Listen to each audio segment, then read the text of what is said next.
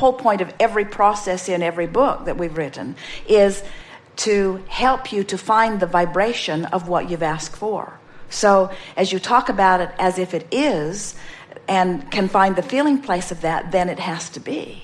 But sometimes you have so much realism going on that when you talk about something that is, that really isn't, then there's an awareness that it isn't, and then a feeling of contradiction that goes on. There are those that say, if I fake it or if I pretend it, even before it is, then it must be. And we say, you can't fake vibration. The vibration is real. And so here's the difference, and you laid it out there so clearly that we can speak it easily. You talk about what you want and why you want it because of the pleasure that the conversation gives you, not because you have an ulterior motive of trying to make something happen. Right. Because when there's an awareness that you're talking about it in order to get it to move from over here to over here, now you've activated where it is in the mix. But when you talk about it for the pleasure of talking about it, for the pleasure of it, not because you're trying to make something happen, now you don't activate the absence of it and the vibration is pure. Did you hear that? Yeah. That is really big, you see. You get to the point where you begin to recognize that everything that comes to you is coming in response to something that you're doing. Do you know that there are diseases that are vibrational matches to fear, and there are diseases that are vibrational matches to frustration? And we got to tell you, you want this one, not this one. Do you know that there are traffic accidents that are vibrational matches to despair and total disempowerment? And there are traffic accidents that are matches to frustration. And there are traffic accidents that are matching anger. And there are the absence of traffic accidents that match appreciation. In other words, everything that comes to you matches where your average vibration is on those subjects. See how it works? Everything that comes to you is evidence of your vibration. These things are always true. What you feel and what you receive are always a vibrational match. So we will never concede that you're as happy as you can be. And we wouldn't say that about ourselves either. There is always more room to become more aligned with that which you have become.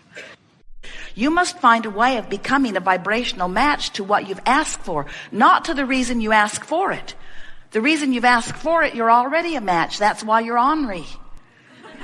The reason you're asking for it, you're already a match to what you don't want. That's why you feel the consternation or the struggle or the embarrassment or the overwhelmment. That's why you feel the anger. That's why you feel the resentment or the blame. That's why you feel the depression. In other words, step 1 causes you to ask for something. Step 3 is you got to get in the vortex. You got to get inside the vortex where the answers are, where the alignment is, where the circumstances and events have already been aligned, where the solutions are. You have to be a vibrational match to the answer, not to the problem.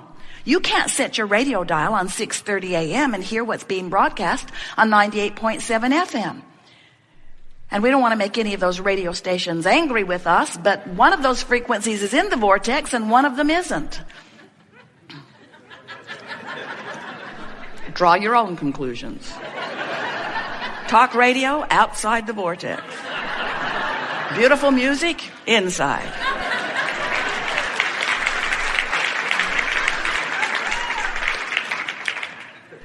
So when you get your mind around this and you realize that you are a being with 2 vibrational vantage points that are in every waking moment playing off of one another, then you can understand why you feel the emotions you do.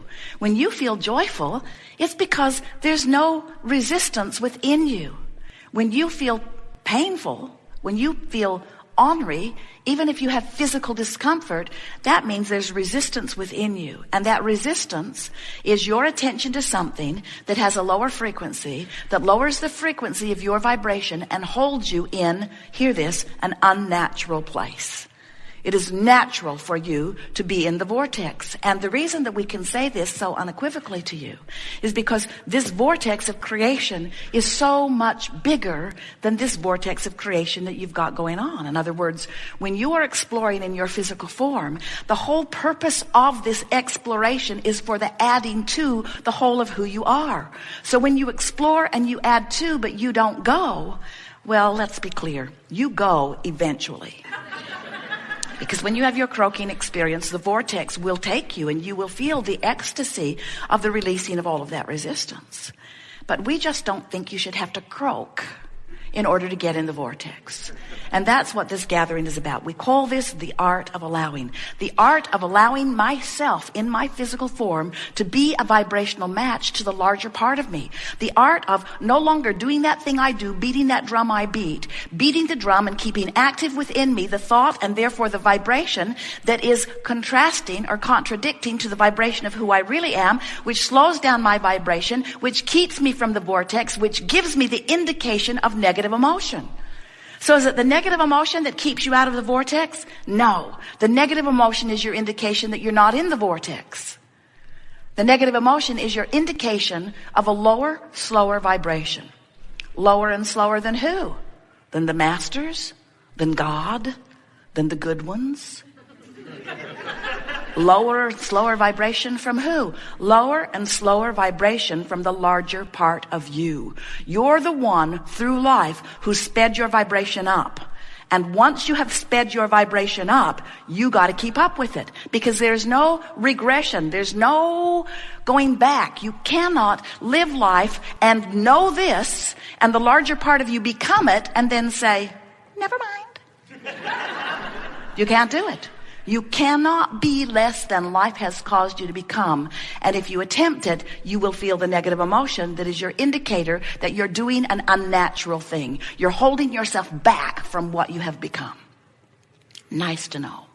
You have to have wondered, how do those ideas, how do those desires, how do those hopes and dreams, how do those vibrational realities, how do they get into your real life experience? How do you turn those thoughts to things? How do they become relationships and experiences? How do I get the money in the bank, Abraham? In the bank. I want to get it out of the vortex and into the bank, okay? How do I do that? And the way you do it is through the natural laws of the universe. The way you do it is by not keeping it out of the bank. That's the thing that we want you to understand. You just got to let the door open. You just keep it you stop keeping it out of the bank. Now, how's that? Don't do that anymore. That's not what we're saying. We want to talk about what you are wanting to do. So the way that things move or become from an idea, from a vibrational reality into something that you are realizing is that you have to tune your frequency to the realization of it. Now we know you didn't want to hear that, but we needed to tell you that. You are the realizers. That's the best word that Esther can find. That's how manifestations occur. You realize them. You realize them by finding a frequency. And at first when you find it, it feels weird to you. Maybe it feels a little exciting for a moment. In fact, that's a moment of recognizing the full potential of your desire. You feel exhilarated about it for a moment. But if you don't shoot it in the foot, if you don't wrestle it to the ground and kill it with reality, if you don't but it to death, but what about this? What about this? Just know that when you give your attention to things, momentum ensues. And eventually you can create a belief that is so strong, that it will become your reality. You can also create a desire that is so strong that it can become your reality. So what's happening to you? What really happens? What makes the difference? Is your belief so strong or is your desire so strong? How does that play out? And we say, law of attraction gives you the exact balance that you've got going on. You can go a long way in cleaning up those desires. You can go a long way in improving those beliefs. You can go a long way in sifting and sorting your now reality, looking for positive aspects. You can go a long way in looking at what is and finding the things that feel the best. In other words, you have much more discernment. You have much more capability to offer vibration than you've been practicing. And we've written a lot of books with a lot of processes to help you practice. And we are impressed with the application that you've been offering. But today we want to say to you, it's so much easier if when you wake up in the morning, you just say to yourself, I could be wobble-free. I'm wobble-free for now. I'm wobble-free. I don't have to bring into this day the things that were bothering me yesterday. I don't have to there it is. I brought it in already. When we first started talking to Esther about this, she didn't make it till breakfast before she was wobbling all over the place. In other words, because you got lots to think about and you've got these practiced thoughts. And we don't want you to be hard on yourself about beliefs that aren't serving you. But we do want you to be aware of what beliefs you have that serve you and what beliefs that don't. Esther will find herself moving through a day, and all of a sudden she'll find herself not feeling so good. Sort of this subtle feeling of discomfort. And she will stop now and say, I just uncovered something that I apparently have been thinking about long enough that it surfaced just now. What was I just thinking about that gave me that funny feeling in my stomach? Because when that happens, that's a little piece of resistance that is showing itself to you. And we're not really encouraging that you sit down right then and try to talk yourself out of it, because you will only add momentum to it. But recognizing it, and then at first opportunity, identifying what it is that you do want relative to that. And then the next day, start out thinking about what you do want. You will really be pleased with how quickly you can shift the vibrational frequency of your habits of thought. You can change your beliefs. Your beliefs are only thoughts that you keep thinking. And you don't have to continue to think unhelpful beliefs. Esther will say, well, that was unpleasant and unnecessary. Unnecessary, unpleasant, and unnecessary. So what we're really saying to you is, it is our powerful desire that you love yourselves as we love you, enough that you are willing to stop torturing yourself with unpleasant thoughts, that you will stop accepting negative emotion as just the way life has to be. You say things like, these are hard times. They are not hard times. You say things like, the economy's bad. The economy is not bad. Economy is an individual thing, and there are those who are thriving. Might as well be you.